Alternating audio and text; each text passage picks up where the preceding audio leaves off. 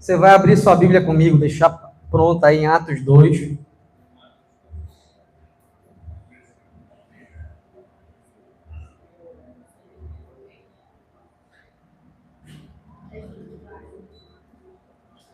Atos capítulo 2.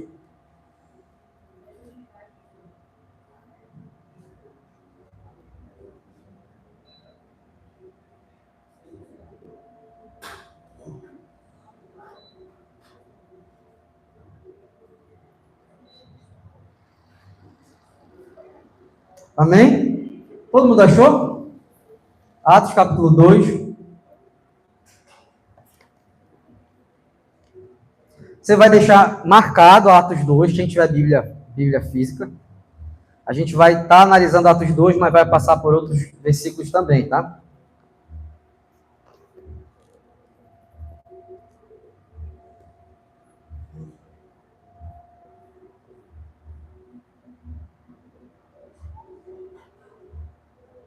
Amém?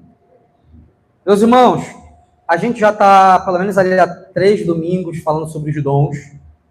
Meu primeiro objetivo com vocês era apenas dar a definição desses dons, sem entrar em polêmica nenhuma, mas dar essas definições, o que de fato são essas definições, como era usado na época. E eu deixei entre parênteses o dom de línguas e interpretação de línguas, né? Alguns conhecem o dom de línguas, como na igreja o pessoal começa a falar várias línguas diferentes. Tem gente que nunca viu, tem outras pessoas que já viram. Há uma grande polêmica. O que de fato são essas línguas? É desse jeito mesmo? Nós temos provas bíblicas de que, a depender da congregação, você tem uma expressão diferente. Tem gente que tem tanto pavor de falar desse assunto que só de você mencionar a nomenclatura, tem gente que tem medo de pecar contra o Espírito Santo.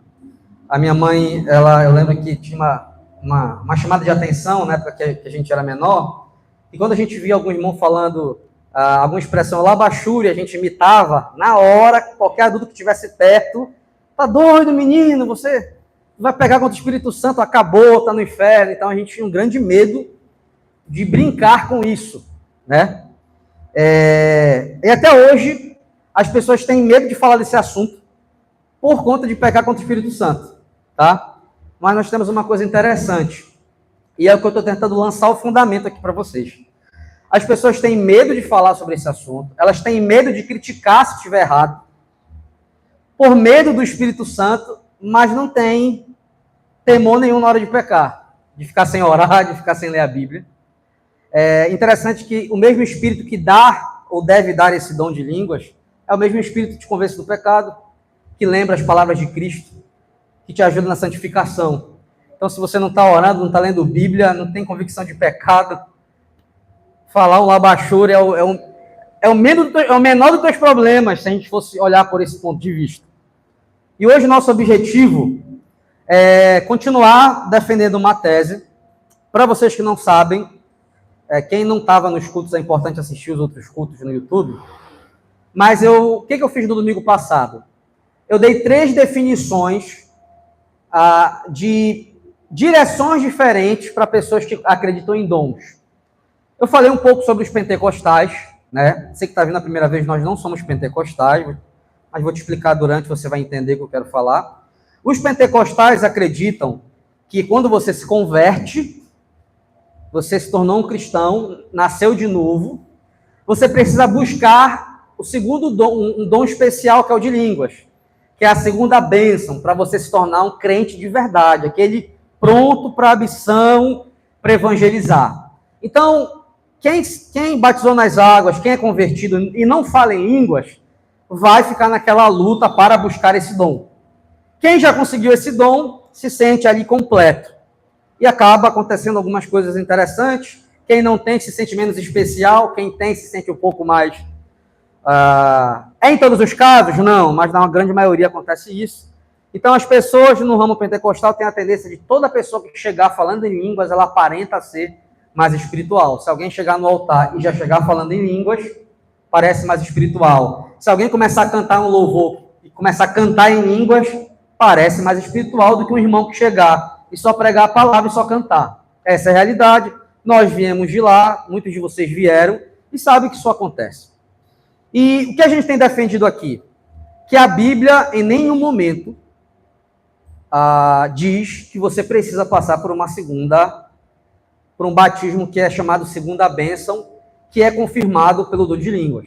Tá? É isso que nós acreditamos. Nós acreditamos que nós somos batizados com o Espírito Santo no momento da conversão. Quando o Espírito Santo habita no nosso coração, nós somos batizados, a gente muda comportamento, muda pensamento, vai mudando o caráter e recebe dons. Vocês estão entendendo? Então, o dom é a consequência da conversão, que é o batismo com o Espírito Santo.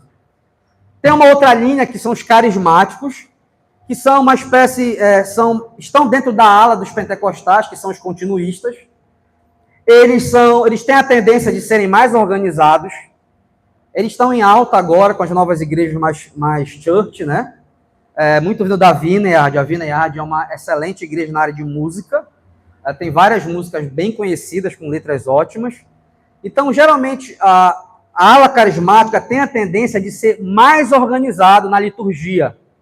Geralmente tem um louvor melhor, no ramo instrumental, pensa mais congregacionalmente e tem a tendência da pregação ser bem parecido com o que eu estou fazendo aqui agora. Por quê?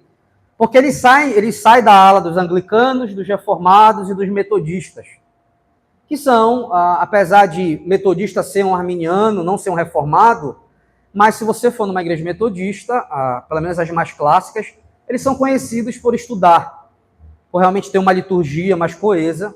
Os anglicanos também são bem voltados à liturgia, eles parecem um pouco católicos, né?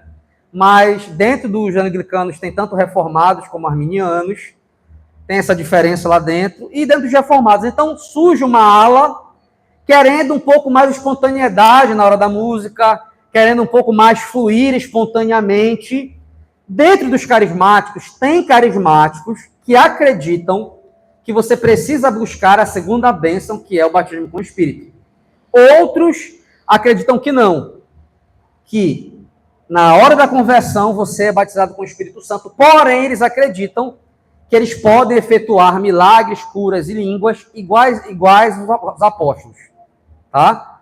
Por exemplo, se você ler um livro do pastor da igreja Vineyard, ele vai dizer: nós não acreditamos na segunda bênção, nós acreditamos que ao se converter, você vai ser batizado com o Espírito Santo. A ala carismática, ela é conhecida por sinais e prodígios. Em que sentido? Essa espontaneidade, essa busca por intimidade muito grande, começa a surgir algumas questões interessantes ali. Começa a cair pó de ouro do céu. Você pode jogar no YouTube pó de ouro do céu. Tem um vídeo, né? Se você me perguntar que eu acredito, eu não acredito, mas tem um vídeo, correto? Eu não sei de onde caiu, mas está todo mundo com a mão cheia de pó de ouro, correto? Tem um vídeo. Então, eles acreditam nessa experiências carismáticas. Você vai encontrar um pouquinho ali a unção do riso. Essa já é um pouco mais assustadora. Ela pegou tanto carismáticos como pentecostais. O Kenneth Hagin vai andando pela igreja, toca, você cai gargalhando no chão, girando no chão. Tem gente que pula em cima do púlpito. São coisas que são bem estranhas. Nós temos algumas coisas como uma igreja mais nova, como a Betel, que é carismática. Algumas coisas lá dentro acontecendo esquisitas, de tanta busca por Deus. Começou a surgir umas práticas, a mordida do Espírito. Um começou a morder o outro no pescoço. Só que a Betel é conhecida por um louvor muito bom. O louvor da Betel você vai ver o culto deles, parece uma gravação de DVD. É muito bonito. Eles ficaram famosos pelas canções. É a mesma coisa da Hillsong. Eles não são conhecidos pela pregação, eles são conhecidos pela música. E isso pode enganar muito, porque os louvores são bonitos, tá? Mas se você jogar um pouquinho lá, Bethel, heresia, joga em inglês, você vai ver que tem bastante gente denunciando já lá, algumas coisas acontecendo, e tem vídeos no meio do culto, porque o louvor lá dura 3 horas, às vezes 2 horas de louvor, às vezes 1 hora. Então o louvor tem você começa a cantar e tem um espontâneo, o pessoal começa a inventar uma música na hora. Eu já fiz muito isso, esses espontâneos, já gostei de fazer muito isso. Então você começa a fazer o espontâneo, as pessoas começam a fluir nos dons e começam a surgir práticas proféticas, que E uma dessas é a pessoa se morder no pescoço para passar unção para o outro. E tem uma outra, isso vocês podem pesquisar, tem a unção da cabeçada. Você dá uma cabeçada no irmão. De tanta unção. Eu sei que isso parece engraçado, mas as pessoas que estão lá são convictas disso. Outra coisa também, os carismáticos são conhecidos um pouco por algumas expressões interessantes. Saiu um meme agora que é antigo, mas você vai ver ali o cantor falando fazer carinho na barbinha do papai. Isso é da ala carismática, tá? A área pentecostal, a tendência é mais assim, fogo, né? Varão de branco, as expressões são diferentes.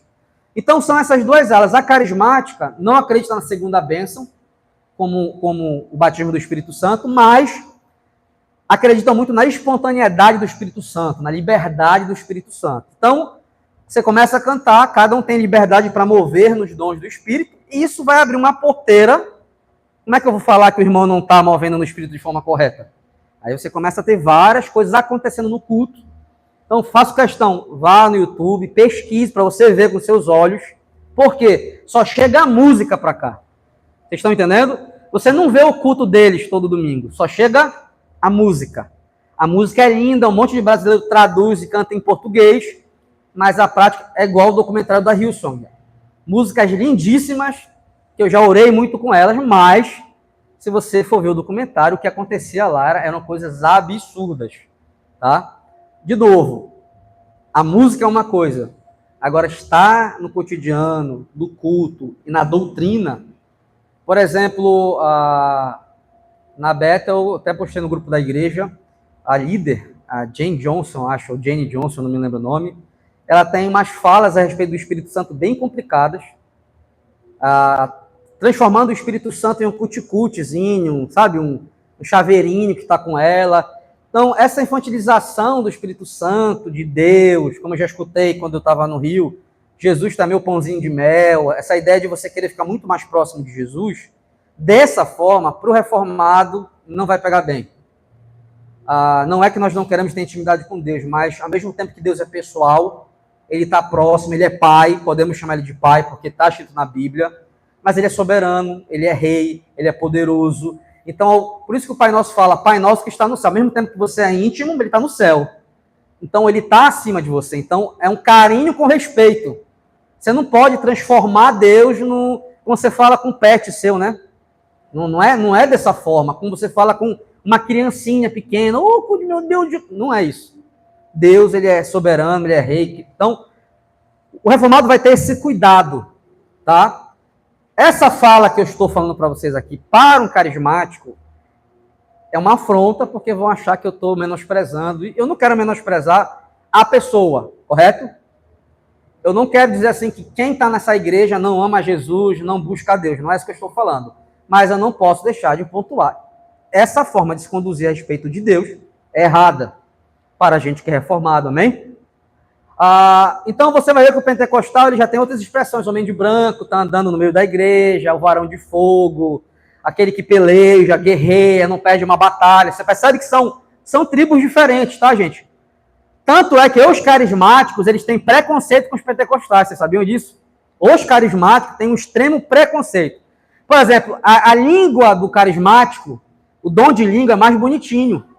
Por exemplo, o carismático hoje ele fala meio inglês, meio espanhol, o dom de língua deles. Alguns falam até mais meio latim, sabe, meio hebraico. Pastor, onde é que eu posso ver isso? Se você joga lá, por exemplo, você pode jogar Ana Paula Valadão, fala de língua, você vai ver como ela fala. Você pode jogar um Luciano Subirá para você ver como é a fala deles. Agora pega um Júnior Trovão, joga lá o Eliseu Rodrigues, um Marcos Feliciano, a linguagem é outra, já é muito mais barulhenta, então cada um tem uma ênfase, tá? E eu falei, então, essa ala que eu falei para vocês é a ala do continuismo, e também tem na católica, que se chama renovação carismática. Os católicos, existem duas alas, porque o católico fala assim, o católico teólogo, ele fala assim, olha, nós somos uma só igreja e vocês são uma igreja dividida. Não, lá dentro tem esquerda, direita na política, e tem como se fosse o reformado, o tradicional e o pentecostal, dentro da católica. Quem é o pentecostal dentro da católica? A renovação carismática. Eles falam em línguas. Alguém já assistiu na televisão? Canção Nova. Se você assistir a Canção Nova, eles falam em língua e tem um curso para que você possa aprender a falar em línguas. Vocês estão entendendo? Hoje, a renovação carismática já é bem aceita no ambiente da igreja. Antes não era. A briga foi feia para se aceitar. Hoje, eles já convivem junto. Hoje já tem gente das duas linhas habitando na mesma igreja, tá bom? Eu falei isso para vocês e falei que tem uma ala fora do continuismo que é o cessacionismo. Que muitas pessoas têm medo de falar sobre isso. Têm medo de dizer que são cessacionistas. Por quê? Porque se criou uma lenda que quem é cessacionista... Quem é o cessacionista? O cessacionista é aquele que não crê que o batismo com o Espírito Santo é uma segunda bênção, com evidência de línguas. Ele vai crer que o batismo com o Espírito Santo é na hora da conversão e que a língua é um dom, como o dom de ensinar, como o dom de revelação, como o dom de cura. Vocês estão entendendo? Os cessacionistas também, eles vão ter uma teologia diferente para os dons extraordinários. Cura, milagres, línguas e profecias, para o cessacionista, não é feito hoje como era feito pelos apóstolos. Ninguém hoje vai conseguir ser igual Paulo, igual Pedro. Ninguém vai conseguir ter essa autoridade, mas o cessacionista acredita que Deus cura, óbvio, ele ora por isso. Acredita que Deus faz milagres, óbvio, ele ora por isso. Acredita que Deus vai levantar alguém no meio da igreja para profetizar, aí ele já é mais comedido. Para ele, tudo que ele precisa de direção está na Bíblia. Então, para o cessacionista, ele não precisa que alguém levante dando uma profetada para ele. Ele só precisa saber como ser um pai na Bíblia, um marido, um profissional, sabe? Um cristão de verdade, está tudo aqui.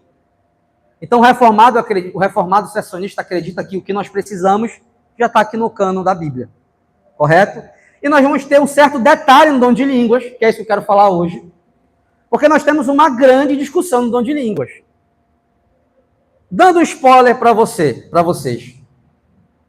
Eu sei que muita gente fala, um fala decanta, outro fala labachúria, ou tem uns que falam meio inglesado, só que nós não temos nenhuma parte da Bíblia que diga que está certo essa nomenclatura. A pergunta que fica é, quem é que está falando certo? Tem um pentecostal que gira, né? Que gira a mão, gira. Tem um pentecostal que só fala com muita veemência. Tem um carismático que é mais sofisticado. Quem está certo? Eu tenho alguma prova bíblica para afirmar esse daí é o Espírito de Deus. Porque se eu não tenho nenhuma prova bíblica para afirmar, eu tenho que aceitar qualquer coisa que aparecer. Porque se nem o labachura ou o decanta tem escrito na Bíblia que é essa nomenclatura, por que eu vou falar mal do cara que gira? Por que eu vou falar mal do cara que fala que shoulder, holder? Por que eu vou falar mal dele? O cara que fala mal... Eu estou falando de pessoas brasileiras. Eu não sei como é lá fora. Por que eu vou falar mal deles? Por que eu vou dizer que não é o Espírito? Porque é isso que está acontecendo na verdade. Os carismáticos dizem para os pentecostais que isso é invenção deles, meninice, e os pentecostais falam para o carismático, não, vocês estão sendo muito comedidos e estão matando o dom de línguas. E o reformado para eles dois, a gente é herético. Essa aqui, a gente não quer no Espírito Santo, a gente é frio. Por que eu estou contextualizando para vocês? Porque essa é a briga que sempre existiu. Amém? Entenderam todo mundo? Agora vamos analisar então, eu tive uma preocupação muito grande. Porque eu sei que quase todo mundo aqui veio de um contexto pentecostal carismático. Tá? Acho que se tiver uma pessoa que sai de uma igreja reformada, já teve uma igreja reformada, o que é muito. Qual foi a minha primeira preocupação? Presta bem atenção. No culto passado, além disso, eu falei o seguinte. Não dá mais para você achar que só porque você não tem o dom de línguas ou não está falando mais em línguas, que você não tem o Espírito Santo e não tem intimidade com ele. E isso é um problema grave. Por quê? Eu disse para você que o ponto de partida de todo cristão é ter uma vida guiada pelo Espírito. O Espírito não pode ser resumido a um dom de línguas. O Espírito Santo, ele atua desde o início da formação do cristão. Quando você nasceu de novo e você sentiu aquele desejo por Cristo, decidiu seguir Jesus e agora vê seus pecados, sente vontade de estar com Cristo, desde esse momento, para que você pudesse ser essa pessoa, o Espírito Santo já estava em você, se relacionando com você. Então, se vocês não valorizarem isso, aí tá, percebendo o teu pecado durante a semana, não glorifica o Espírito Santo. Sentiu uma vontade de orar, por mais que tu não foi, mas tu sentiu, não foi você. Foi o Espírito Santo. Lembrou que tem que ler a Bíblia, por mais que você não tenha ido. Mas quem colocou essa vontade de você? O Espírito Santo. No momento de dificuldade, de algum erro, você lembrou o que era correto a fazer. Pode até não ter feito. Mas quem fez você lembrar da palavra? O Espírito Santo. Então o Espírito Santo ele tem sido ativo no nosso viver. Vocês estão entendendo? Se vocês não glorificarem o Espírito Santo por isso e ficarem focados em dons, vocês estão cometendo um pecado grave. Não adianta menosprezar o Espírito Santo em tudo que ele faz e dizer que se importa com ele por causa de um dom de línguas. O Espírito Santo, ele é o agente que começa a nossa salvação e é o agente que ajuda a gente no processo até a glória. Ele é responsável pela santificação. Ele lembra as palavras de Cristo, eu leio a Bíblia. Eu não sei orar direito, ele me ajuda a orar. Ele intercede por mim. Eu erro e ele me mostra o que é errado, para que eu possa consertar. O tempo todo na minha vida eu falei para vocês que o Espírito Santo está te ajudando a se manter no trilho. Glória seja dada a ele. Toda vez que você glorifica isso, toda vez que você dá valor para isso, toda vez que você percebe isso, você glorifica o Espírito Santo. Pastor, como é que eu glorifico o Espírito Santo? Você glorifica assim, ó, leu a Bíblia, você glorificou o Espírito Santo, porque ele vai te ajudar a entender e lembrar. Você percebeu um pecado teu, foi pedir perdão para Deus, ou para a pessoa, você está glorificando quem? O Espírito Santo, porque foi ele que te fez. Você sentiu vontade de orar e conseguiu orar, foi orar, você glorificou quem? O Espírito Santo de Deus, porque ele que faz você orar. Você conseguiu vir para o culto, cantar, você entendeu a pregação, você está glorificando quem? O Espírito Santo. Por que eu estou falando isso? Porque não dá para aceitar que nós reformados não cremos no Espírito Santo, se o que mais a gente prega é sobre o Espírito Santo, e nós temos quase 3 meses de aula só para falar da obra do Espírito Santo na salvação. Para quem está começando a ser membro. Então não tem como a gente cair nessa armadilha e nessa lenda. Foi isso que eu pedi para vocês. Vocês lembram? Amém? Foi isso que eu pedi para vocês. Agora, eu preciso derrubar um mito de uma vez por todas. O que de fato é esse dom de línguas? Como é que nós cremos? Então, eu vou analisar agora com vocês 5 textos em Atos.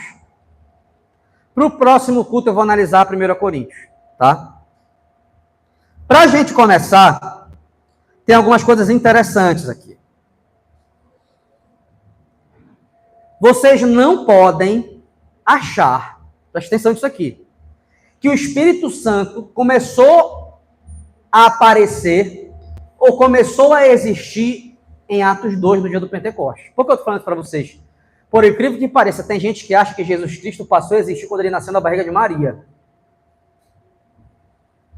As pessoas acham que Cristo não estava na glória com o Pai desde a fundação do mundo.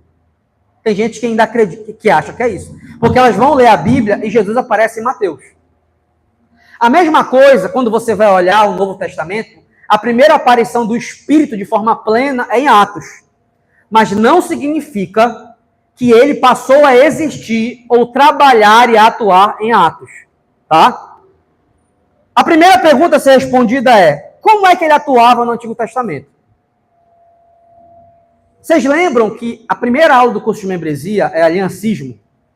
No aliancismo eu ensino vocês, ou o professor que ensinou vocês, ele ensina o seguinte: de Gênesis até Mateus, Deus vai se revelando cada vez de forma melhor. Cada vez vai melhorando. Adão sabia pouca coisa de Jesus Cristo. O que Adão sabia de Jesus Cristo? Que viria um descendente da mulher e esmagaria a cabeça da serpente. Esse que é Jesus. O descendente da mulher que vai esmagar a cabeça da serpente que fez eles caírem no Éden. É isso que Adão tem. É isso que Adão espera. É isso que Noé espera. Em Abraão, começa a mudar a revelação. Abraão começa a perceber que da descendência dele sairia o Salvador da humanidade. Em Moisés, isso amplia. Eles começam a perceber que esse Salvador, ele é alguém que vai morrer no lugar deles, pelos erros que eles cometeram, e vai ser o caminho deles até Deus, o sacerdote que leva eles até Deus e que traz Deus até eles. Por isso que tem aquele animal que é morto do tabernáculo, por isso que tem um sacerdote que só ele entra no Santo dos Santos. Aquela figura representa Jesus. Então, cada vez a Bíblia vai melhorando a revelação bíblica. Cada vez Deus vai mostrando quem ele é, quem vai ser Jesus Cristo. Vocês estão entendendo? Isso se chama revelação progressiva da Bíblia. E isso vai ser fundamental agora para vocês entenderem o que eu quero ensinar. Por favor, prestem bem atenção, não durmam, porque isso é muito, muito importante para a doutrina da nossa igreja. É um dos assuntos mais importantes, tá? No Antigo Testamento, pelo menos na primeira metade, você encontra o Espírito Santo em Gênesis. Deus fala para o Espírito que movia sobre a face do abismo para que fosse criado o mundo. Então o Espírito Santo já está lá, ajudando na criação. Correto? Você vai ver o Espírito Santo capacitando reis, profetas, capacitando pessoas para um ofício específico. Para construir o tabernáculo de Moisés, o Espírito Santo veio sobre um artesão para que ele pudesse construir tudo da melhor forma possível. Qual era a teologia de Espírito Santo que eles tinham? O Espírito Santo, no Antigo Testamento, era alguém que vinha capacitar ou trazer profecias para os profetas. Essa linguagem que a gente usa hoje, a morada, morar na gente, não tem no Antigo Testamento.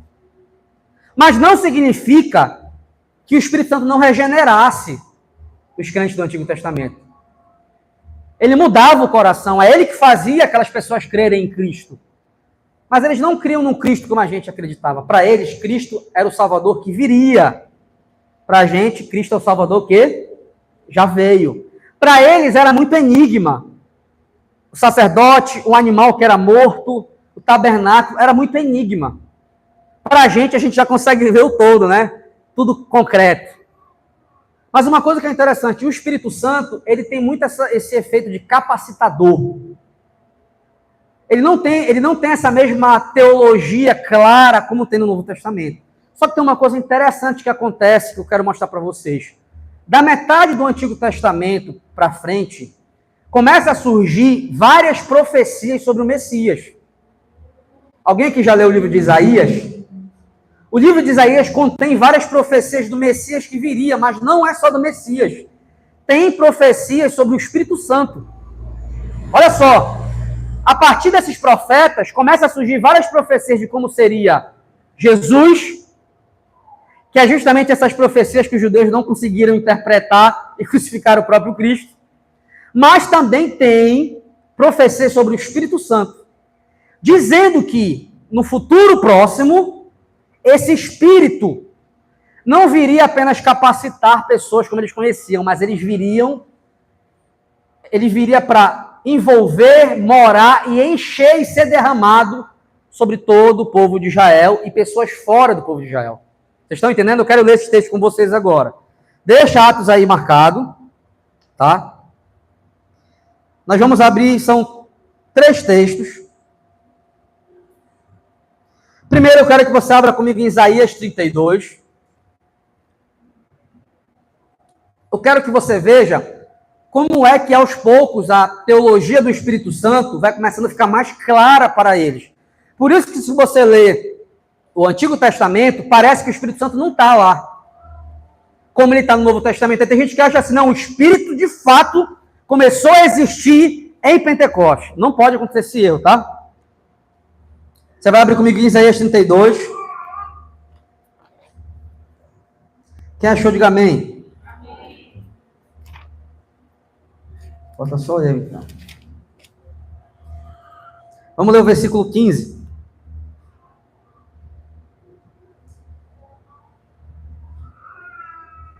Acharam?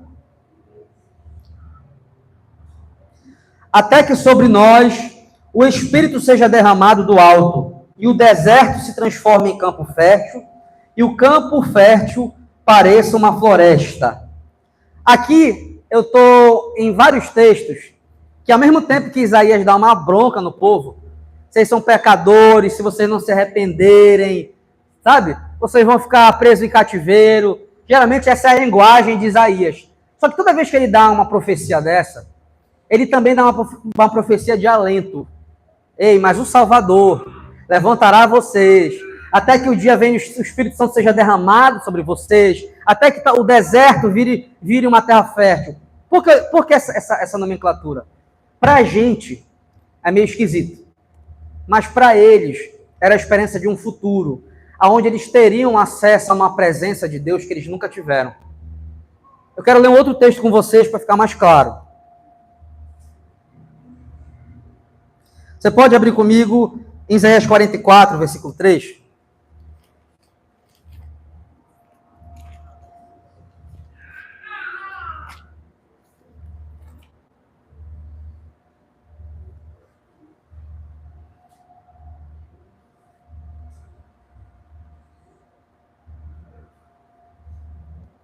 Essa linguagem aqui tem muito a ver com família, tá? Ele fala a um pai específico de uma família, mostrando que tanto essa família é descendência, Deus vai fazer algo. Olha o versículo 2, por exemplo. Assim diz o Senhor: aquele que o fez, que o formou no ventre e que o ajudará.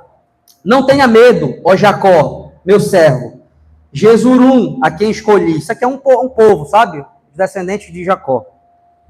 Pois derramarei água na terra sedenta e torrentes na terra seca. E derramarei meu espírito sobre sua prole, a minha bênção sobre os seus descendentes. Eles brotarão como relva nova, como salgueiros juntos a regatos. Um dirá, pertence ao Senhor, outro clamará a si mesmo pelo nome de Jacó. Ainda outro escreverá em sua mão do Senhor, e tomará para si o nome de Israel. Olha só. A linguagem enigmática aí é de que o Espírito seria derramado sobre ele, mas qual é a ideia de ser derramado? Por que eu estou falando isso? Porque quando a gente fala derramado, se você for de uma tradição pentecostal, você já começa a imaginar aquele barulho, aquele negócio todo. A gente não pode ler assim. O derramar, o torrente de água viva tem a ver com lavar. Tem a ver com limpar, tem a ver com saciar a sede. A ideia de que esse Espírito seria derramado sobre a vida deles a ponto deles começarem a ter uma pureza moral dentro deles. A ideia de você estar sujo por dentro e ser limpo por dentro, porque quando esse Espírito habita na gente, a primeira coisa que a gente percebe: sou pecador, preciso me consertar, preciso pedir perdão. Vocês estão entendendo? Mas a linguagem usada para eles aí é o quê? Derramar, torrente de água viva, a ideia de limpeza. Porque vocês vão perceber que mais para frente, em Ezequiel, a linguagem melhora. Em Joel, a linguagem melhora. Vai mostrar que esse limpar da palavra, quem estudou Novo Nascimento, diga amém. O limpar da palavra, o limpar é a palavra de Deus. Quando você começa a aprender a palavra de Deus, o Espírito Santo habita em você, há uma mudança interna. Você começa a ter desejo pelas coisas de Deus, você começa a se perceber pecador. Vocês estão entendendo? Ele está começando a falar: chegará um tempo em que ficará claro. O meu Espírito será derramado sobre vocês. Não significa que o Espírito não faça isso. Não significa que desde Gênesis o Espírito Santo não tenha feito isso. Significa que agora Deus está começando a ensinar uma nova coisa para eles. Vocês estão entendendo? O propósito de Deus antes é ensinar algo específico. Agora, essa revelação vai melhorando, e cada vez vai ficando mais claro. Vocês estão entendendo? Daí surge uma grande responsabilidade para a gente. Eles obedeciam com pouco que tinham, com enigmas. Aí você fala: povo desobediente, olha o que Deus fazia. E os caras não obedeciam, e a gente que tem revelação completa aqui não obedece. É mais feio para a gente. Porque a gente pode olhar e tudo se concretizou. Para eles era uma esperança ali. Cristo já morreu na cruz, a gente tem todo acesso ao conhecimento. A gente não obedece, para a gente é mais feio. Olha o enigmas que os caras tinham que enfrentar aqui. Derramarei sobre a tua descendência. Mas o que é isso? Torrente de água viva, te limparei, mas quando? não significa que o Espírito Santo não atuasse antes. Ele já atuava. Só que não havia essa teologia de forma acessível para eles. Vocês estão me entendendo? Vamos ler um outro texto que fica mais claro ainda. Vamos abrir comigo, por exemplo, em Ezequiel. A gente sempre lê o 36, né? Eu quero que você abra no 39.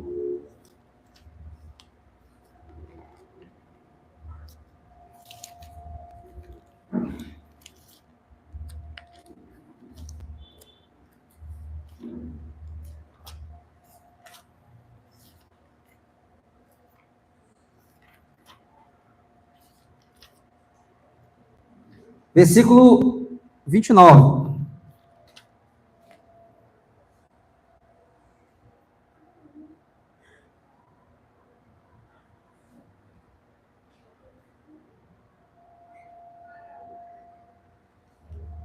Mais uma promessa aqui, por exemplo, mais uma promessa de Deus a respeito de profecia. Olha só, 39 diz assim, 29, não mais esconderei deles o rosto, pois derramarei meu espírito sobre a nação de Israel, palavra do soberano Senhor.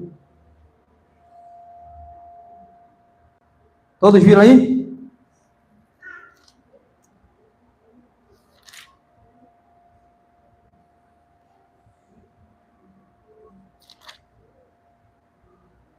Você pode voltar para o 36, que é um texto que a gente usa muito nas aulas de Novo Nascimento. Mais uma promessa sobre o Espírito Santo, a função que ele iria fazer. Aí você pode achar, poxa, mas agora que eles estão sabendo disso, é agora. É nesse momento agora que essa teologia vai se formando. Versículo 36 de Ezequiel, vamos ali para o verso 26.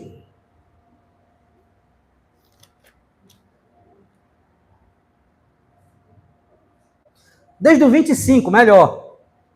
Tem aqui a ideia de água limpando, olha só.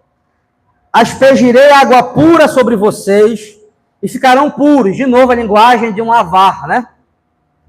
Eu os purificarei de todas as suas impurezas e de todos os seus ídolos. Darei a vocês um coração novo, porei um espírito novo em vocês e tirarei de vocês o coração de pedra. E em troca darei um coração de carne, que é um coração quebrantado, em comparação àquele coração duro de pedra. Porei o meu espírito em vocês e os levarei a agir segundo meus decretos e a obedecer fielmente as minhas leis.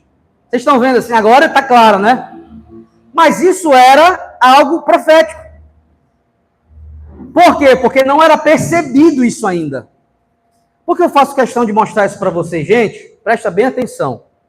Eu faço questão de mostrar isso para vocês, porque não dá para você querer estudar sobre dons sem estudar o que nós chamamos narrativa da salvação ou história da salvação.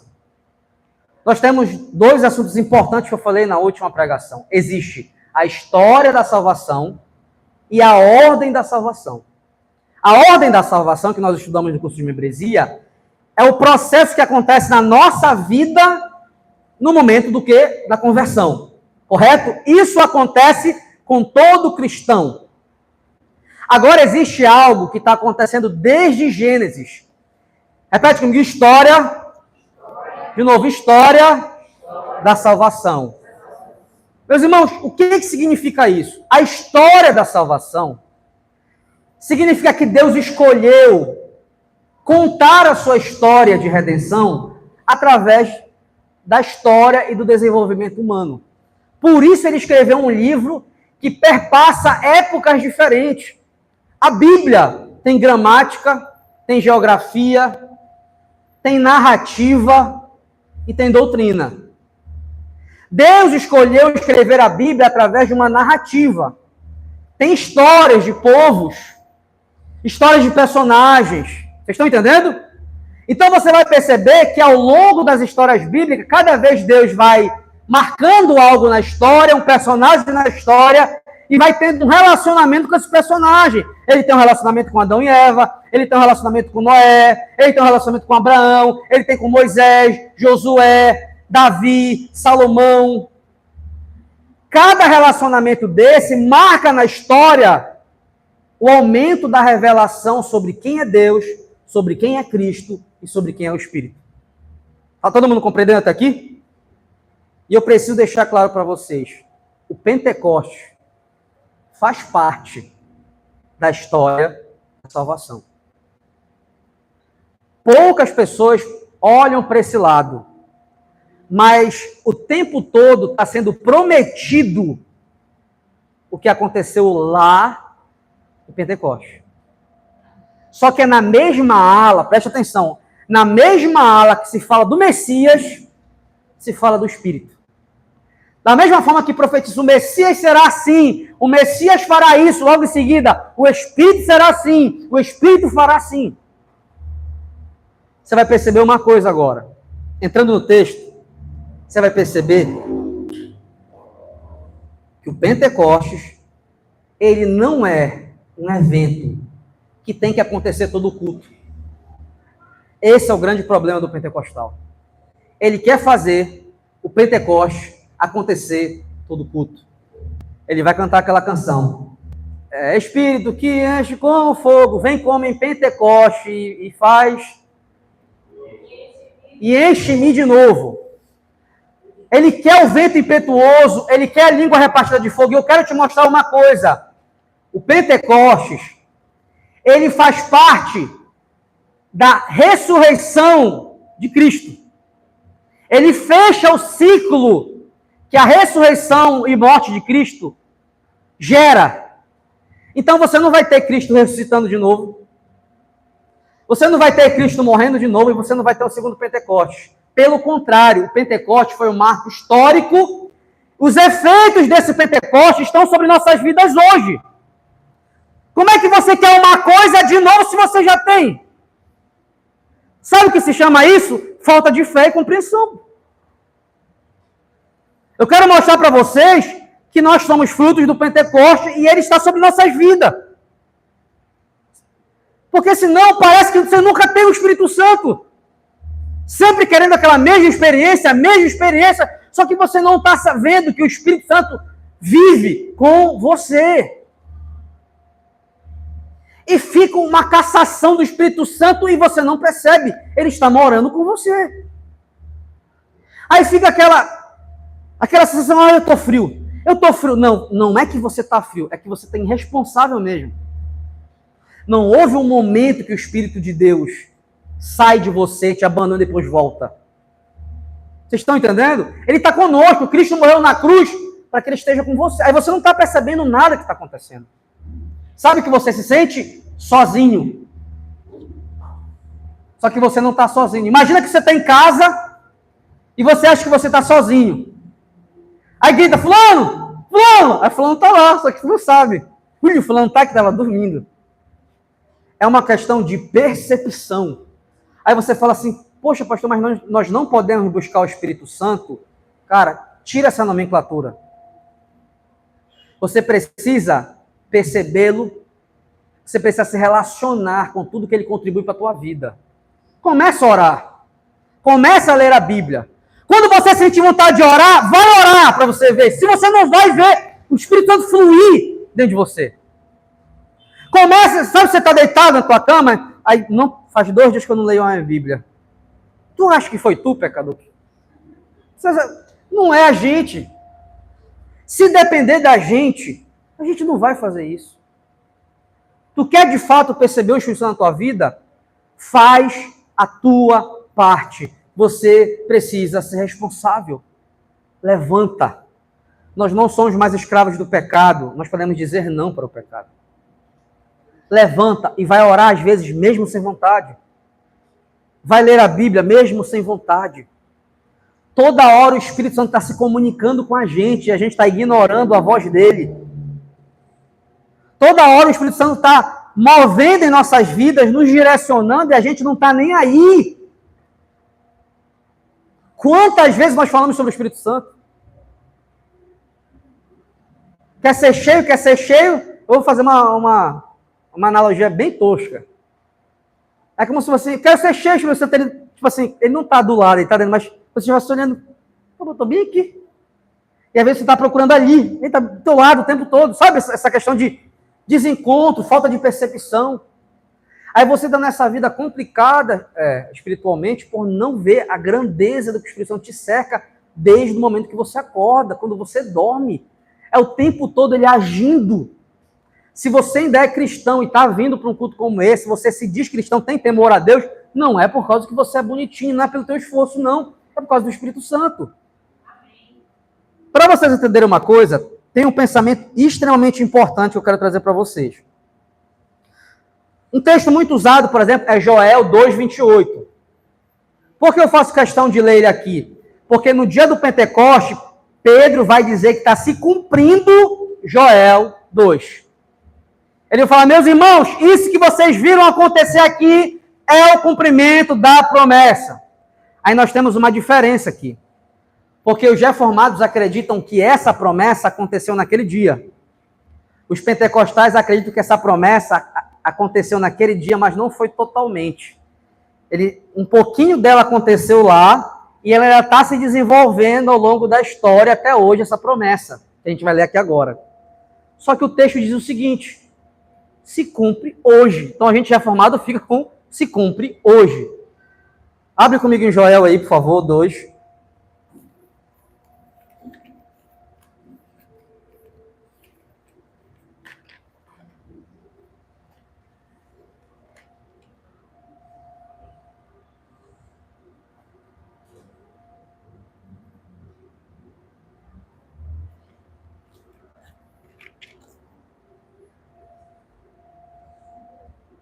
Acharam?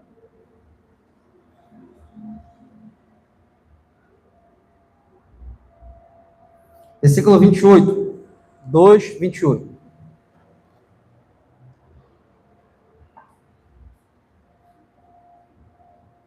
Diz assim, ó. E depois disso, derramarei meu espírito, ó, de novo a linguagem do derramar. Derramarei meu espírito sobre todos os povos. Olha que coisa interessante, aqui já começou a ficar diferente, sobre todos os povos, já não é mais o povo judeu só.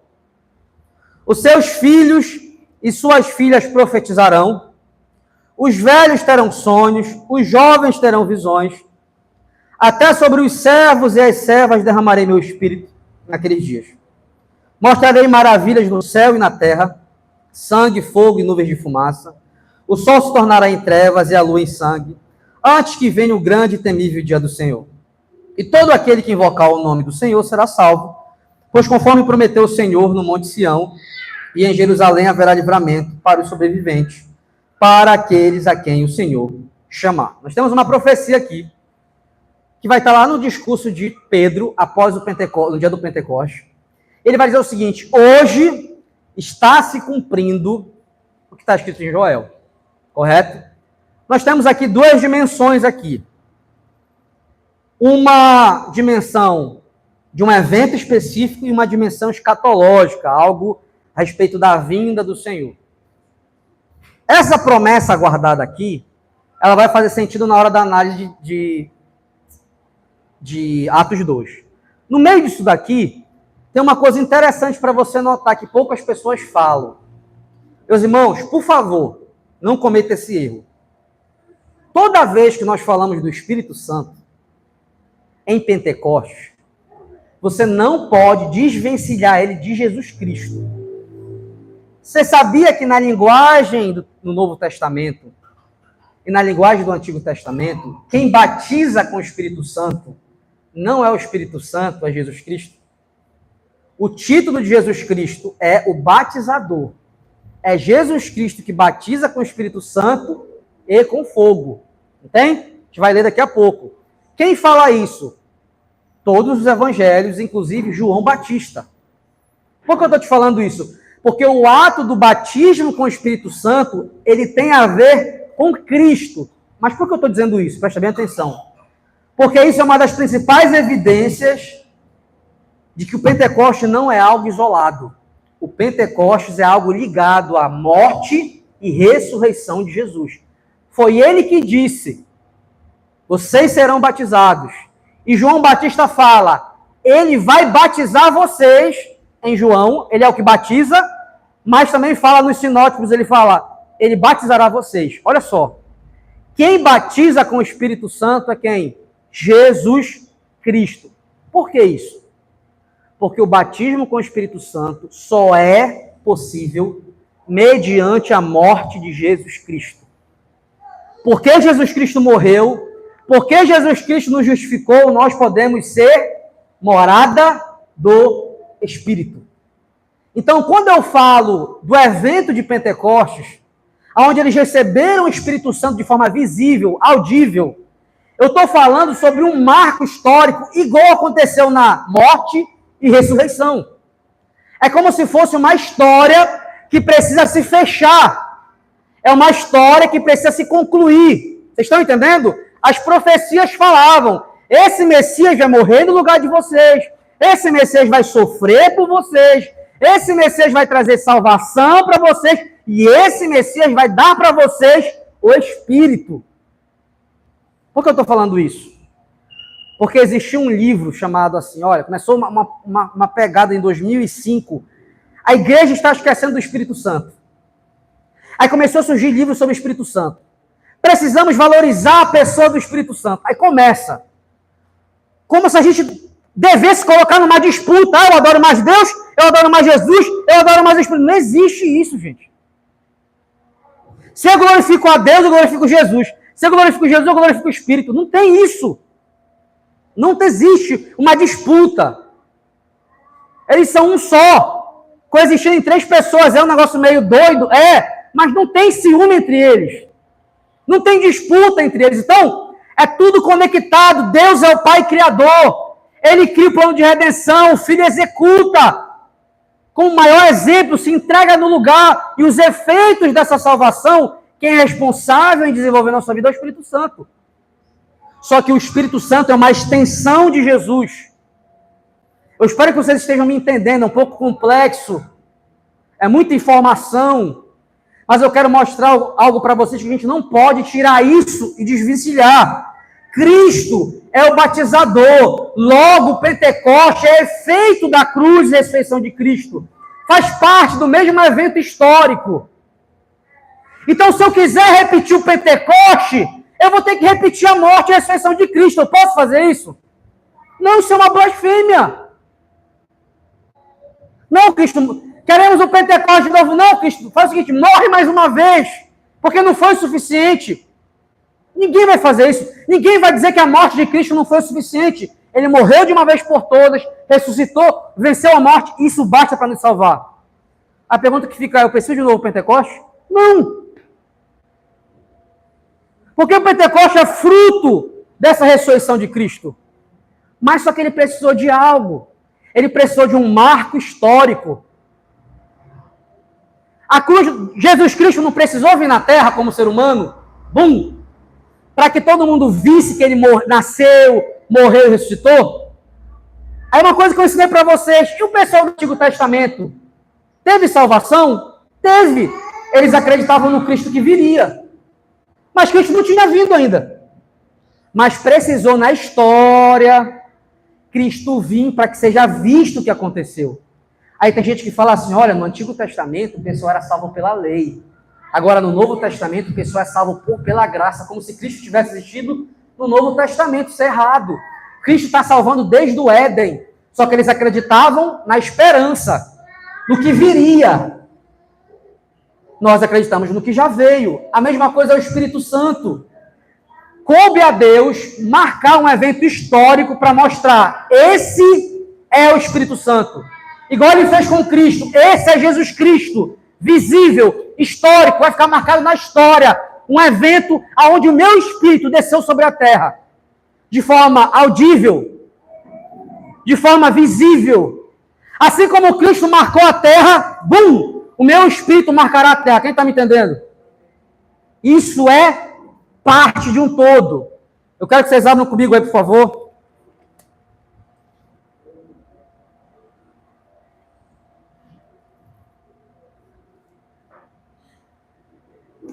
Marcos, 1:8.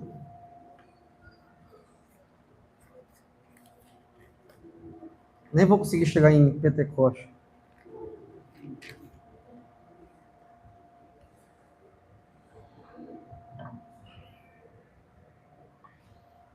Diz assim, ó. Olha o que João Batista fala. Bora ler desde o 7. Versículo 7 de Marcos 1. E esta era a sua mensagem. Depois de mim vem alguém mais poderoso do que eu. Tanto que não sou digno nem de curvar-me e desamarrar as correias das suas sandálias.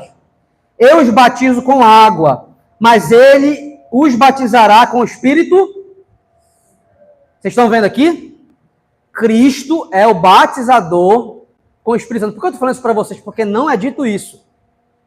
Em nenhum lugar, quase, se fala sobre isso.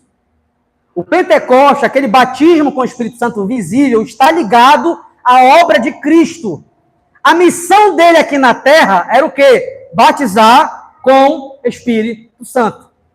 Por isso que quando ele morre e ele ressuscita, não acabou aí. Ele fala, eu preciso subir para vir um Consolador para finalizar a obra histórica que precisava ficar marcado, que é o batismo com o Espírito Santo. Então fiquem todo mundo reunidos, orando, não sai até que do alto venha poder sobre vocês.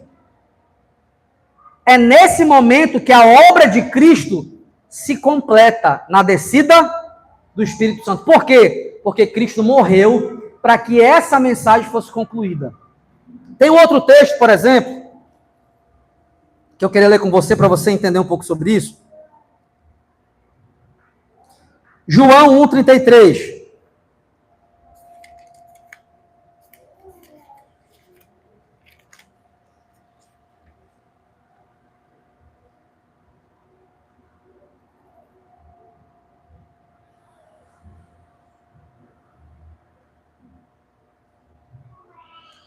Acharam aí?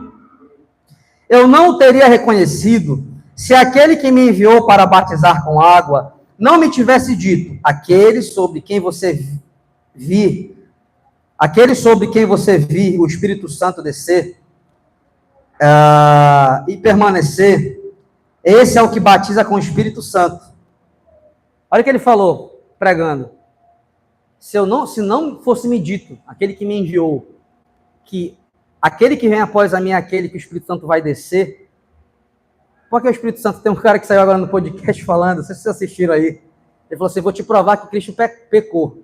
Ele se batizou nas águas, e só se batizou nas águas que a gente tem que perdoar o pecado. O cara meteu essa no podcast, não sei se alguém já escutou. Mas por que Cristo, quando se batiza, o Espírito Santo desce sobre ele de forma corporal de uma pomba? É porque aquilo era um sinal para o próprio João Batista. Foi dito para ele, olha, vai ter um sinal. Quando ele viesse batizar, aquele que o Espírito Santo se manifestar em cima, esse é o que batiza com o Espírito Santo. Vou repetir de novo. Pouco se fala que quem batiza com o Espírito Santo é Cristo. Mas essa é a missão dele. A missão dele é salvar e perdoar pecados e também trazer o Espírito Santo. Então, toda vez que Isaías, Joel, Ezequiel, eles falaram sobre o Espírito Santo, eles estão falando sobre o ministério de Jesus Cristo.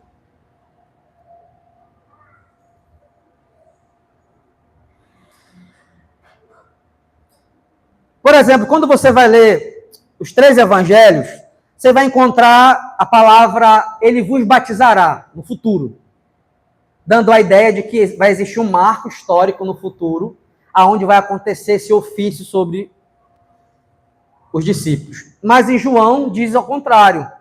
Diz, ele batiza, como nós lemos. A ideia de que é algo permanente, mas ao mesmo tempo haveria uma data específica que algo ia acontecer. Diante disso, nós acreditamos que o Pentecoste foi um marco histórico. Mas a obra do Espírito Santo continua permanente. Vou te dar um exemplo. Cristo não morreu na cruz e ressuscitou, correto? O efeito disso está sobre nossa vida? Está ainda? Ou Cristo precisa morrer toda vez para poder ter efeito? Ó Senhor, vem Cristo, morre de novo, porque está precisando. Eu já pequei demais. Nós oramos desse jeito?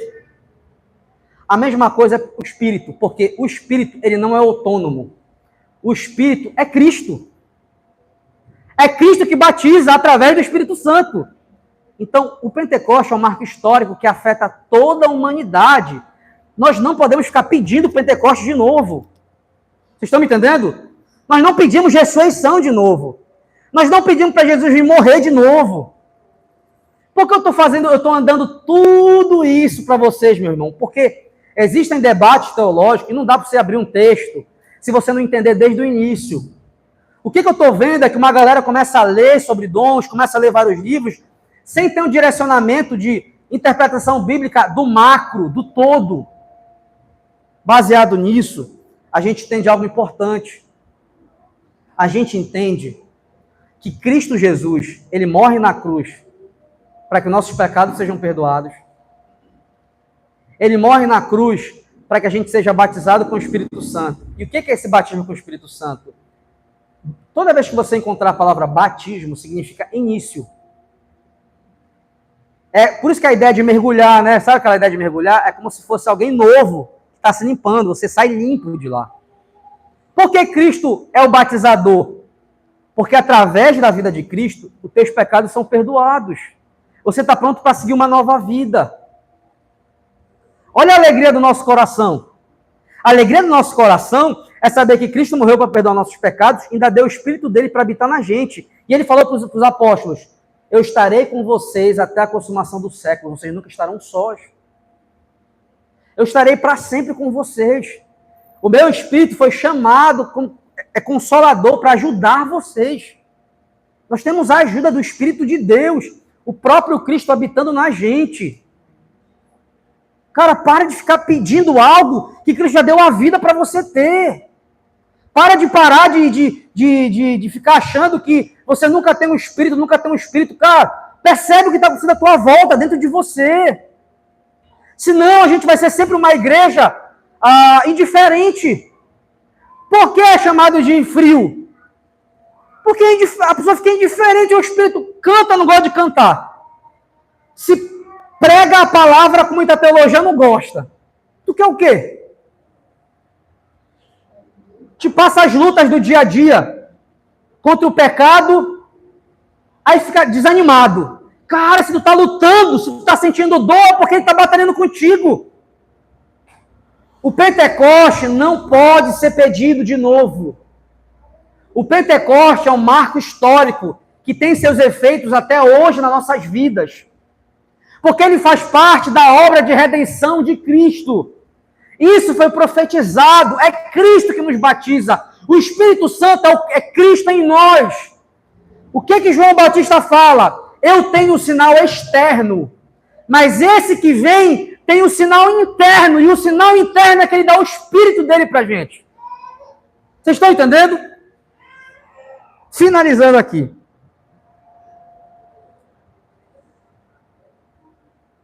Cristo cumpre a promessa profética do Antigo Testamento, transformando a atuação seletiva do Espírito em uma presença universal. Por que eu estou falando isso para vocês?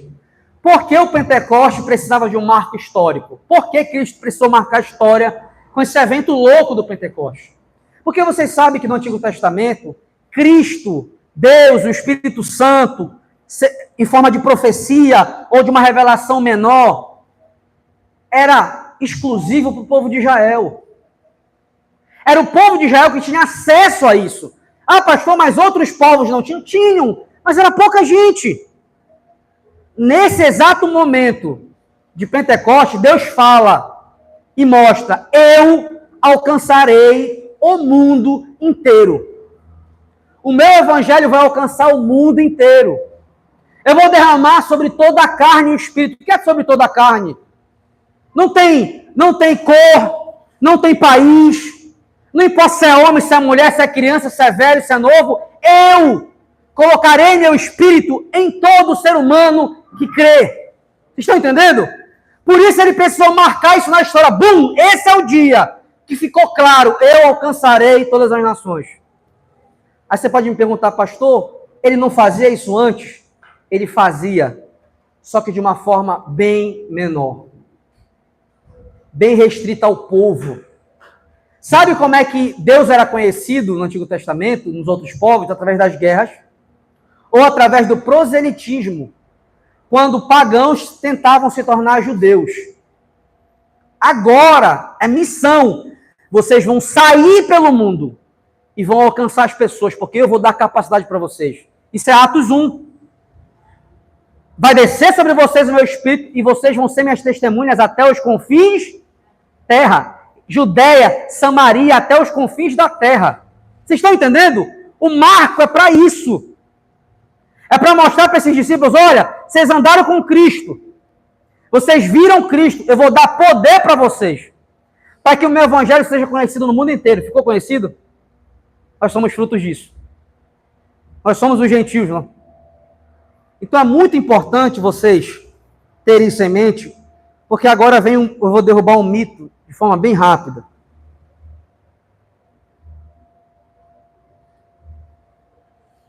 Um mito que não pode existir na nossa igreja. Cristo nunca pode ser chamado apenas do Salvador que perdoa pecados. Cristo é o Salvador e o batizador. Cristo é aquele que morre por nossos pecados e é aquele que dá para a gente o Espírito Santo. Isso é ministério de Cristo.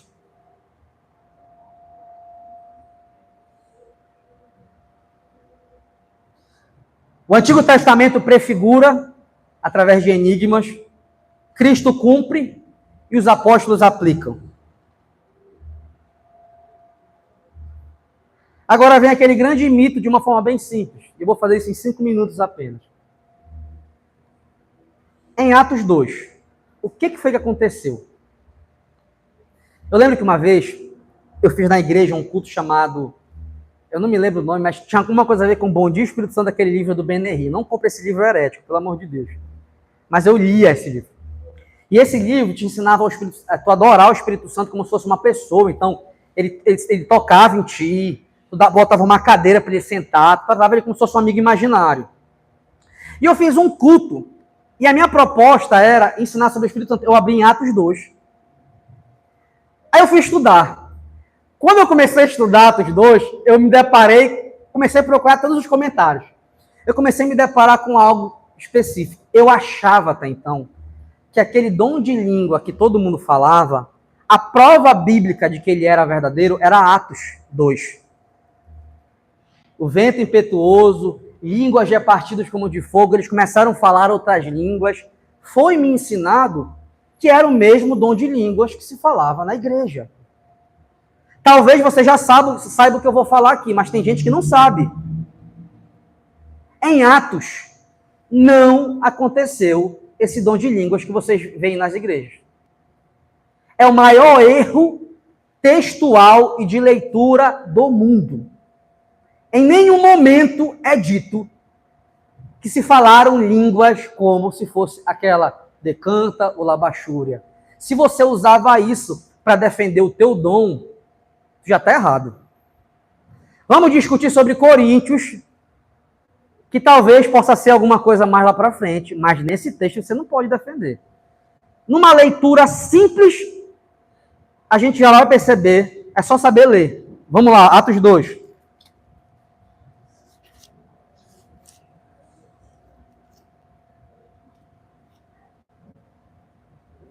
Aí você pode falar, pastor, e os teólogos, o que eles falam? Todos os comentaristas, até os pentecostais, estão de acordo com o que eu vou falar aqui.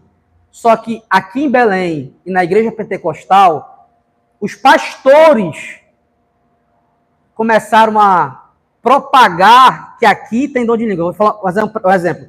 Uma vez eu fui criticado na igreja na época que eu preguei isso aqui. Isso aqui eu vou pregar para vocês. Me chamaram no gabinete do pastor e falaram assim, olha, tem que ter cuidado, porque os irmãos ficaram lá chateados, escandalizados com o que você pregou. Eu falei, tá, mas olha o texto aqui. Aí ele falou assim para mim, aqui tem 2 dons de língua. Aqui tem um dom de língua X e aquele que a gente fala na igreja. Foi isso que ele falou. Eu, novo, não fui discutir com o pastor. Tá bom, pastor. Mas fui para casa com aquele negócio no coração. Eu tinha 16 anos. Mas vamos ler aqui para vocês verem o que eu estou falando para vocês. Chegando, capítulo 2, verso 1. Por favor, não usem esse texto para afirmar que dom de línguas é provado aqui. Por favor. Isso é um erro muito grave. Olha só. Chegando o dia de Pentecostes, estavam todos reunidos num só lugar, como Cristo tinha pedido no capítulo 1. De repente, veio do céu um som. Repete comigo, um som. Como de um vento muito forte ou impetuoso. Vocês perceberam? Veio um som como? Então, não foi um vento. Foi um som que parecia um vento. Vocês entenderam?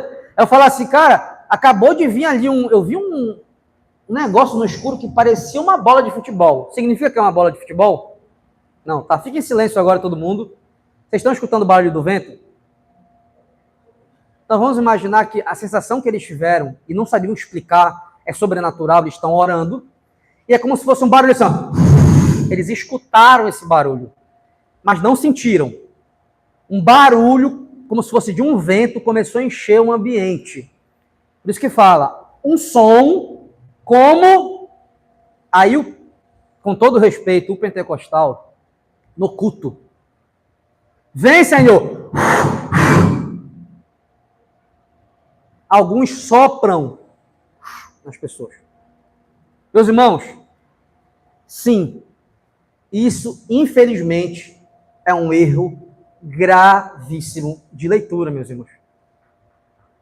E é triste, porque a igreja está lotada. E as pessoas estão acreditando. É tão psicológico isso, que a pessoa quer tanto Deus, e quando ele assopra, ela até sente o vento. Eu já experimentei isso. Tayan que vos fala. Numa ministração de um pastor, ele falou assim, vocês estão sentindo um vento? Eu senti um vento. Vocês estão entendendo? Sinta o vento impetuoso, mas aonde é que alguém sentiu algum vento? Não sentiu. Mas, cara, eu fui tão envolvido por aquele ambiente que eu não sei se entrou um vento na hora na igreja, mas eu senti um vento. Rapaz, eu fiquei... E na minha mente eu estou experimentando o Pentecoste. Vocês estão entendendo? E aqui a gente já encontra o som como de um vento muito forte. Isso que é o vento impetuoso, tá? E encheu toda a casa na qual estavam assentados. O que é encher toda a casa? Quando um barulho é muito alto, sabe um trovão? Bum! Ele é tão alto que você escuta em qualquer lugar. Acho que foi a semana passada, caiu um raio aqui no conjunto. Parece que foi aqui, parece que tinha sido em cima da minha casa. Raio forte. Bum! A minha mãe me ligou, tempo depois, ela pulou na casa dela, que parecia que tinha caído lá. Isso é um som que enche o ambiente.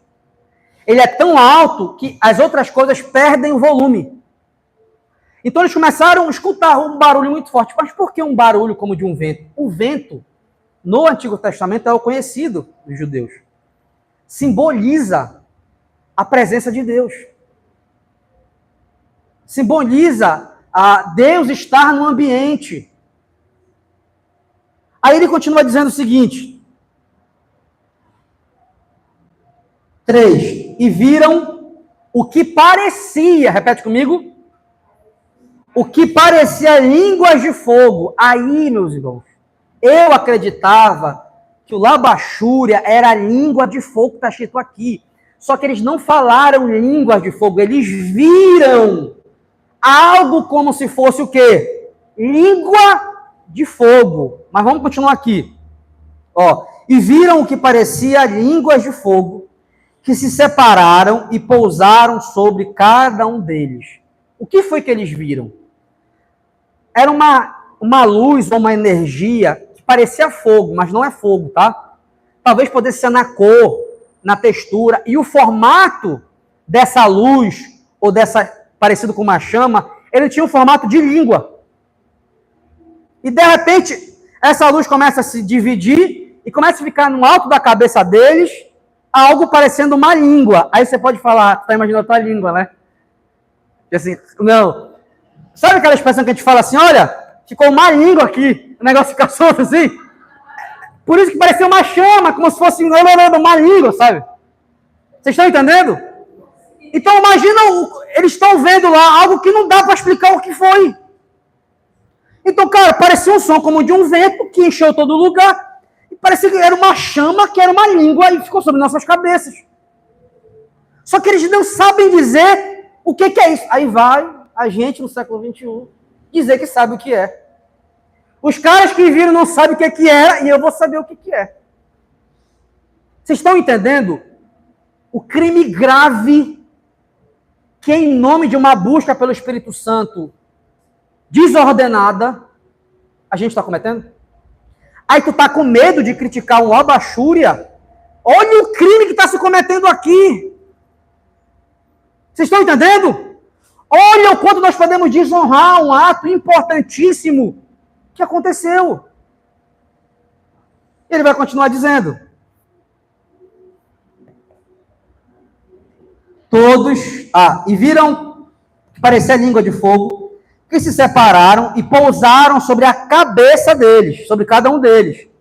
Todos ficaram cheios do Espírito Santo e começaram a falar noutras línguas, conforme o Espírito capacitava. Aí, quando eu vejo essa palavra, todos ficaram cheios, o que eu imagino?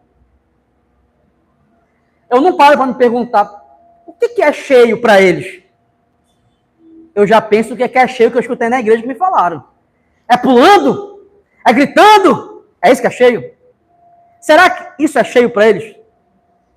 Ou será que essa concepção de cheio é que eu vi na igreja que eu frequentava? Que o irmão falava, sejam cheios, aí começa todo mundo a gritar. Começa todo mundo a pular, sejam cheios. Será que esse cheio é o que para eles é cheio? Será que é isso? Então surge a pergunta. A Bíblia fala que quando eles ficaram cheios, eles começaram a glorificar e engrandecer ao Senhor. O que é glorificar ao Senhor? É falar o que Ele é, o que Ele fez, e quanto você é grato. Grandioso, maravilhoso, o Senhor é santo, sabe? Eu te amo, grandes são teus feitos, tu és o meu Salvador. Começou a sobreviver para eles. O que é a ideia de estar cheio? A ideia de estar cheio é o contrário daquela pessoa que está vazia. Imagina algo vazio, sem vida, fraco. O cheio é aquele, eu tenho certeza. Tá entendendo? Eu tenho certeza, eu estou convicto, eu estou alegre. Caramba, Deus é tudo que eu tenho. Isso é estar cheio, é sem dúvida, sem incerteza. Vocês estão entendendo? Isso é estar cheio. Por quê? O cara que está cheio começa a gritar e não sabe nada. Ele só está vendo todo mundo e começa a gritar, e até agora ele não ora, ele não lê a Bíblia e não sabe quem é Deus. Então, o estar cheio é uma convicção tão plena de quem é Deus, de quem é Cristo. Os caras acabaram de experimentar a promessa de Cristo. Ele falou, vai descer sobre vocês o meu poder. Vocês têm noção que eles estarem num só lugar e ver se cumpriu? Nossa! Vocês têm noção o que é isso? Essa certeza, essa confiança. O estar cheio é a ausência de desânimo, é a ausência de dúvida. O estar cheio é a ausência de vontade de desistir. O estar cheio é a ausência de tristeza. O estar cheio é plena convicção. É isso que é estar cheio. Não é um grito por gritar. Não um pular por pular. Que quando sai do culto, vai fazer o que não deve. A Bíblia fala aqui, olha aqui o último trecho. Ficaram todos cheios do Espírito Santo e começaram a falar noutras línguas, conforme capacitava. A pessoa fala, é aqui. Aqui ele falou labachura, eu decanto, qualquer outra nomenclatura. É agora. Só que a pergunta é, para Lucas que escreveu isso aqui, ele está vendo isso? Olha uma coisa que eu descobri, gente. Vocês sabiam que a ala do liberalismo teológico, quem é o pessoal do liberalismo teológico? São as pessoas que usam um método de interpretação, é o método crítico textual. Ele já chega desconfiando na Bíblia. O liberalismo é responsável, desde o século XX, pelos principais desigrejados que existem na igreja ao longo desses séculos. Eles começam a desacreditar em coisas extraordinárias, coisas miraculosas, coisas do Antigo Testamento, todas aquelas, Noé, não foi bem assim que aconteceu. Torre de Babel, é só uma historinha, sabe? A teologia liberal, ela vai cada vez mais racionalizar. Eu li 4 comentários de teólogos liberais. Todos eles falam isso aqui, ó. Lucas errou. Eles vão falar assim, ó. Lucas, ele é um estrangeiro. Quando ele chegou e viu os apóstolos falando em outras línguas que é o Labachúria, ele achou que era idioma. Como ele não conhecia o idioma da época, que é o aramaico e o hebraico, que os judeus falavam, ele viu aquilo e achou que era idioma.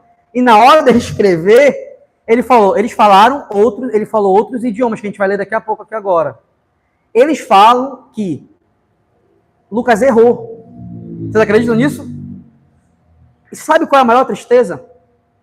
Que quando eu fui ler comentários de carismáticos e pentecostais, eles pegam essa interpretação do liberal e colocam no comentário deles. Isso é uma tristeza. Porque olha o que Lucas deixa bem claro aqui. Vamos ler aqui, ó. Todos ficaram cheios do Espírito Santo e começaram a falar em outras línguas conforme o Espírito os capacitava. 5. Havia em Jerusalém judeus devotos a Deus, vindo de todas as nações do mundo. Ouvindo-se o som, ajuntou-se uma multidão. A gente não sabe se é o som do vento impetuoso ou, de repente, do pessoal falando alto as grandezas de Deus. Ouvindo-se o som, ajuntou-se uma multidão que ficou perplexa, pois cada um os ouvia falar em sua própria língua. Atônitos e maravilhados, eles perguntavam: acaso não são galileus todos esses homens que estão falando? Então, como os ouvimos, cada um de nós, em nossa própria língua materna? O que eles estavam escutando? Esses caras que estão lá são judeus, você está na festa de Pentecostes. Todos os judeus que estão espalhados pelo mundo vêm para Israel para participar da festa do Pentecostes. Eles falam hebraico, aramaico? Falam. Mas também eles falam a língua de origem de onde eles nasceram. Você sabe que o judeu não é igual ao paraense, o brasileiro. Para você ser brasileiro, você tem que nascer no Brasil. O judeu não. O judeu é judeu porque ele é judeu de família. Tem a ver com linhagem sanguínea. Eles chegaram e falaram assim, mas o Galileu, que é conhecido como alguém pescador, com pouca instrução intelectual, os caras estão poliglota? Como é que os caras estão falando na linguagem materna nossa? Eles ficaram perplexos. É o Labachúria aqui, ou decanta? Todos os comentaristas são unânimes. Aqui, eles falaram outros idiomas. Eu, que não sei falar inglês, se eu estivesse lá, comecei a falar inglês do nada. Comecei a dar glórias ao Senhor, dizer que Ele é grande em inglês, em outro idioma. Todos os comentaristas sérios falam isso. Então, quem é um pentecostal mais maduro já nem bate com isso aqui. Ele já sabe o que é. Ele vai defender Coríntios, que a gente vai estudar no próximo culto. Mas aqui, se vocês ainda achavam que aqui era dom de línguas, por favor, meus irmãos, não cometam mais esse erro. Não é. É idioma. Não deu tempo aqui, eu vou encerrar o nosso culto aqui para não acabar tarde. Mas eu tenho outras 4 passagens que acontecem fenômenos como esse. Uma dessas passagens, a gente vai discutir um pouco melhor no próximo culto. Pedro diz o seguinte: aconteceu com eles a mesma coisa que aconteceu com a gente, também é idioma. No próximo culto nós vamos falar sobre esses outros casos e vamos falar sobre Coríntios. Mas eu queria deixar claro para vocês, Pentecostes não acontece de novo. É um marco histórico. Assim como a ressurreição não acontece, Pentecostes não acontece de novo. Nós estamos sobre o efeito do Pentecoste. Amém?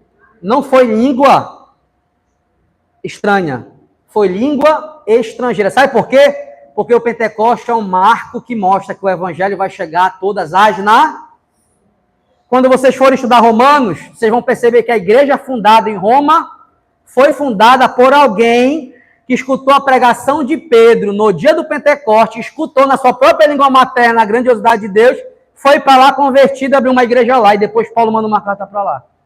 Vocês estão entendendo? Saiu pessoas convertidas desse dia, depois da pregação de Paulo, 3.000 pessoas batizadas. As 3.000 pessoas batizadas não passaram pela experiência do Pentecostes. Porque os 120 passaram, que estavam orando, e os 3.000 não passaram. A gente vai discutir isso um pouco na próxima culto, amém? Vamos ficar de pé.